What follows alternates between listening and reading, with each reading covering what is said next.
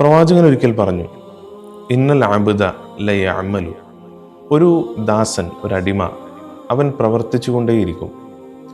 ഫീമ യറന്നാസു അമലി അഹ്ലിൽ ജന്ന, ജനങ്ങളത് കാണുമ്പോൾ ജനങ്ങൾ വിചാരിക്കും അത് സ്വർഗാവകാശികളുടെ പ്രവർത്തനങ്ങളെ പോലെയാണ്. ഇന്നഹു ലമിൻ അഹ്ലിൻ നാർ, അവൻ നരകാവകാശികളുടെ കൂട്ടത്തിലായിരിക്കും. വയഅമലു ഫീമ യറന്നാസു അമലി അഹ്ലിൻ നാർ, മറ്റൊരു മനുഷ്യൻ പ്രവർത്തിച്ചുകൊണ്ടേയിരിക്കും, അവൻ്റെ പ്രവർത്തനങ്ങൾ ജനങ്ങൾ മനസ്സിലാക്കും നരകാവകാശിയുടെ പ്രവർത്തനങ്ങൾ പോലെയാണ് എന്ന്. വഹുവ മിൻ അഹ്ലിൽ ജന്ന, അവൻ സ്വർഗാവകാശികളുടെ കൂട്ടത്തിലായിരിക്കും.